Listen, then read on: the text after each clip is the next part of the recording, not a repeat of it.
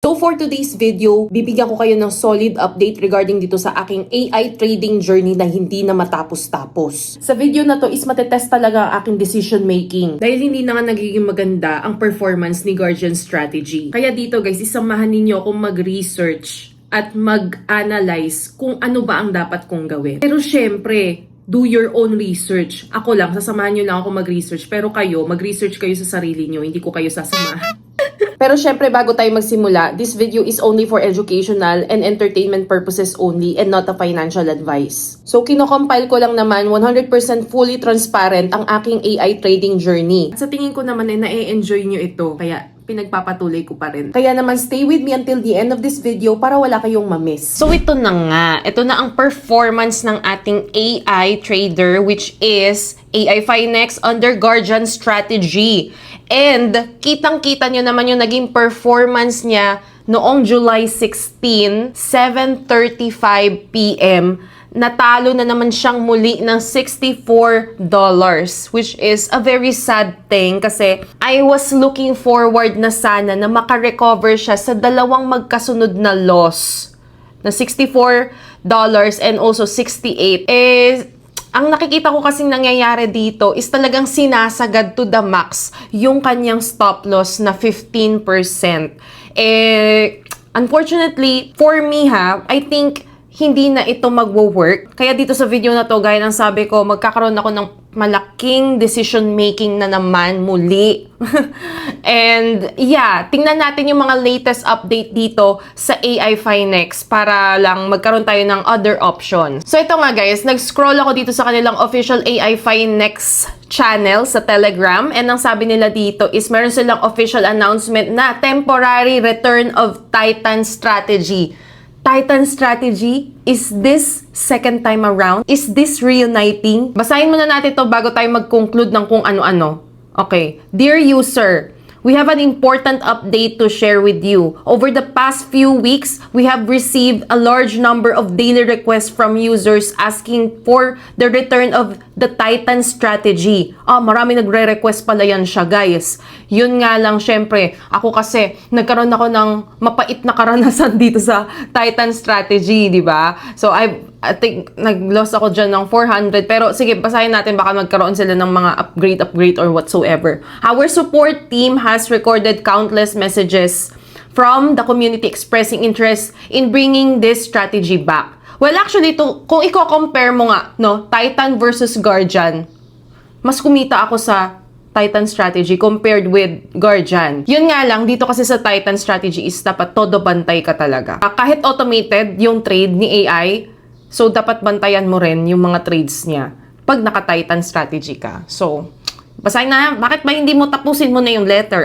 In response, our technical team conducted a comprehensive review of Titan trading history with special attention to the period in which it experienced the largest drawdown in its entire history. Ito yung sinasabi ko sa inyo guys, yung naranasan ko. At naranasan din ng ilan sa atin. Based on this analysis, we implemented a series of adjustment, optimizations, and improvements to the strategy, making it more robust and better prepared to return to live trading. For this reason, we are pleased to announce that the Titan Strategy was officially re-implemented on the AI Finex platform today, July 15, 2026. Okay, noong July 15, 5 days ago, July 20 ako nito nagre-record ako ngayon.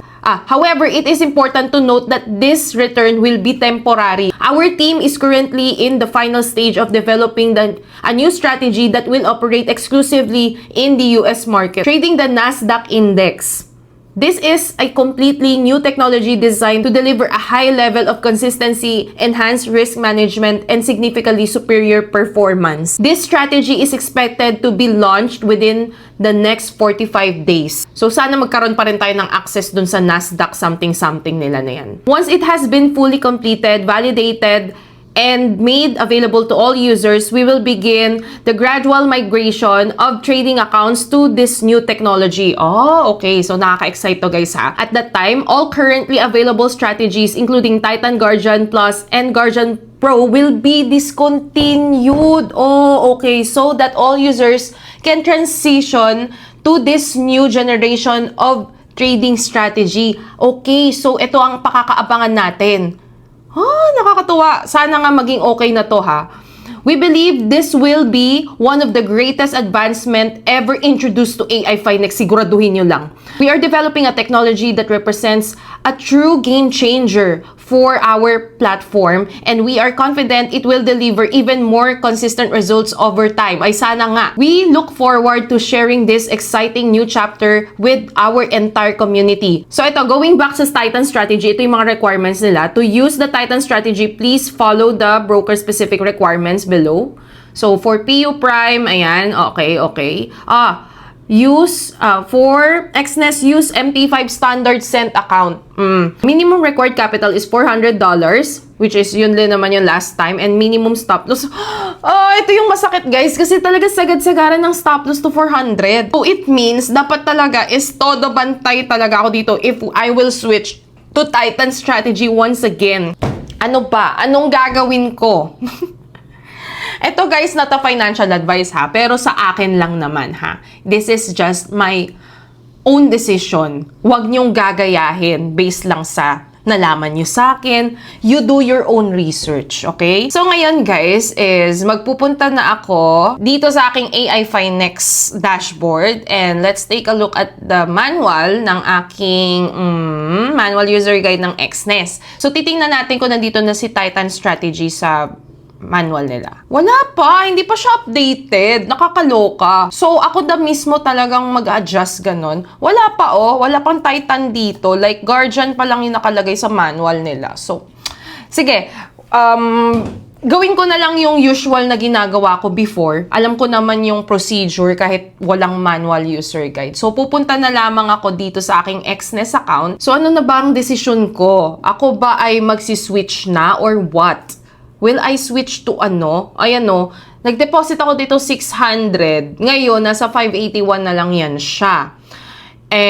Sa video na to siguro, adventurous ako Kaya ang gagawin ko, I will switch to Titan strategy habang hinihintay itong Nasdaq something na new strategy na mag-game changer daw. Sige, we will proceed on that. Yun yung decision ko. Sa akin lang to, guys, ha. Pero kayo, bahala kayo sa buhay nyo kung meron man kayong ganito. Or kung pinapanood nyo lang tong video na to just to entertain yourself, na makita si Jaisal De Vera na nag-explore ng mga iba't ibang strategy, then why not? So, disclaimer, guys, ha. Itong pera na meron ako is nakalaan talaga siya for trading. Kaya okay lang yan siya na alam niyo yon na medyo matalo, manalo, or whatsoever sa trading. So, ganyan talaga. Meron ako nakalaan na trading money na ito yan siya. So, wag niyong gagayahin lalong-lalo na kung wala kayong budget. Baka naman kayo, ma-overhype na naman kayo at mangutang pa kayo ng pang-invest nyo or pang-capital nyo sa trading. So, wag niyong gagawin yun, okay?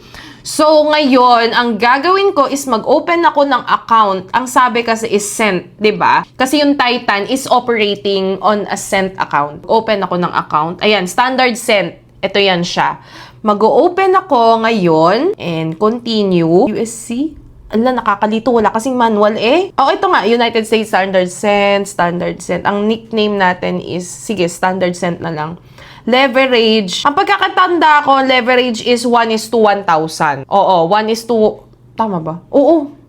Tapos, ang platform natin is MT5. And now, I'm gonna input my trading password. Huwag kayong sisilip. So, ito na, guys. Nakagawa na ako ng standard cent. So, ito na. Tatanungin nyo na naman ako. What pushes you to go and switch to Titan strategy?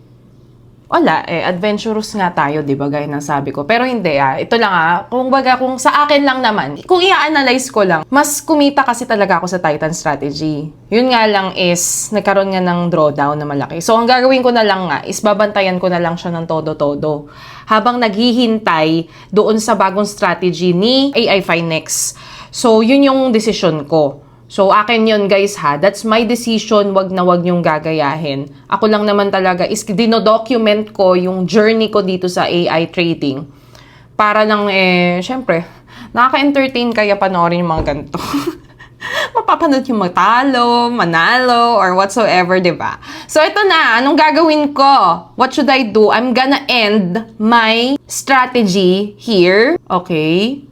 End natin siya. Paano ba? Paano? Ito-trash natin. Okay, do you want to delete the AI trader? Ito na. Yes, confirm na natin siya. Ay, okay. Ay, pause pa lang. Okay, pause pa lang na muna. Oo. Pause muna natin yan siya. Mali eh. Excited. Okay. Pause muna natin ang Guardian Strategy. So, ganun ang gagawin ko. Ipopause ko muna yan siya. Ayan, na-pause ko na. So, ang gagawin ko is, itatapon ko na siya sa basurahan at kakalimutan mag-move on. O, ano ba? Confirmation pala muna. Hindi pa yan siya post eh. Posing pa lang. Excited ka eh. Sige, maghintay tayo. Refresh. Pause. Ayan, pause na pala. Okay, nag-pause na siya. And then, I'm gonna put it in the trash. Bye-bye. Okay. So, ito na guys. Wala na akong strategy. And ang gagawin ko na this time is I'm going to transfer my funds here in USC sa standard cent ko. Okay? So, how will I transfer? Ito, may transfer sila dito na option. And I am going to between your accounts. Ayun. Ito na siya. USC. Diyan ko siya ita-transfer. From account, sorry. Ito, from account and then to account. Yan. And I'm going to transfer all of it. Continue. Confirm. Ay, nako. Pinagagawa mo sa buhay. Ayan. Processing pa lang. And, sige, balikan natin pag na-process na. Ayan. So, na-transfer na po. Meron na akong 58,137 USC. And ngayon, ang gagawin ko is i-connect ko na si Titan Strategy dito sa aking MT5 Standard Cent. Kinakabahan ako. Ano ba? Account. So, nandito ako sa Xness. Ayan. Stability and protection. Meron na uli. We're going back again. Like, is this reuniting? And then, MT5 Standard Cent. Leverage. Stop loss. Pwede bang i-stop loss ko? Medyo maliit. Oo. Kasi baka ma-liquidate na naman. Alam yung kinakabahan ako. Bakit kasi laging dapat 400 ang... Pwede ko bang bliitan lang yung stop loss? Parang it's your own decision, di ba? Strictly follow the minimum. Sabi daw follow daw yung recommended. Ang recommended talaga is 400. So ano na? Kinakabahan talaga ako, guys. Dito lang sa stop loss kasi 400. Bahala na. Total, for the content lang naman talaga to. Sige. Nickname. So, Jazel Titan Experiment. Ito yung experiment ko lamang. Exploration na lang. Ay, ano ba? Exploration. Ayan. Jazel Titan Exploration. Kasi nag-explore lang naman ako. Bahala na kung anong mangyari sa pera mo, day. Trading account password. Uy, operating na yan siya agad. Ala, kinakabahan ako. Ito kasi si Titan, padalos-dalos yan siya. At medyo kinakabahan talaga ako dito sa Titan na pinasok ko na to. Okay? So, ngayon, ilalag out ko na to since hindi naman na ako dito. Guys, ito na. Hala, tingnan nyo talaga. Ito na siya, guys. Muling nagbabalik ang ating Titan Strategy. At ako talagang kinakabahan kasi tingnan nyo na, ito na, padalos-dalos kasi talaga to. Bahala na. Oo, tingnan na lang natin kung ano mangyayari. Ano ba? Grabe, ito na naman si Jazel De Vera. Pumasok na naman sa Titan Strategy. Tingnan natin history. Meron na agad siyang successful trades na dalawa. So, yeah. This is for entertainment purposes na lang yan siya. Okay? At tingnan na lang natin kung anong mangyayari. Saan mo yan siya dalahin. Pero guys, huwag tayong kabahan masyado kasi naka-USC naman. Okay? So, update ko na lang kayo kung ano nang kahinat na nitong pinasok ko na to since nasa exploration lang naman ako and for the content lang din naman talaga itong aking pinagkakagawa, okay? Tingnan nyo naman, ilang minuto lang ang naganap. So, I'm hoping na maging okay nga itong Titan na pinasok natin. Actually, ang pagbabantay na gagawin ko is magpupunta na lamang ako dito sa trade. Magmo-monitor lang ako and pag nakikita ko na medyo alanganin na yan siya, ako na mismo mag-close. Yun yung lesson learned sa akin. Ako na mismo mag-close ng mga negative na yan. Pag hindi naging okay, pag talagang umabot na siya sa, let's say, mga around $10 loss na, ako na mismo magko-close niyan. Total, labas lang naman siya ng labas ng mga ng mga, alam niyo yon, ng mga trades. So, yun. Ako na lang ang bahala. Yun na yung decision ko. So, guys, comment down below kung ano yung opinion ninyo, kung anong mga saloobin nyo dito sa aking mga pinaggagawa sa buhay trading. So, yeah, guys. I'm still hoping doon sa bagong implementation ni AI Finex. So, doon ako looking forward talaga. Mapag-explore lang naman talaga ako. Kaya itinry ko uli itong Titan strategy. And sana nga, mag-work yan siya. Oo. So yun lang naman guys, and thank you so much for watching this video, and kung na-enjoy nyo ito, give this video a like and subscribe to my channel. Click on the notification bell para ma-notify ka sa aking mga uploads. So, have a nice day. God bless and goodbye!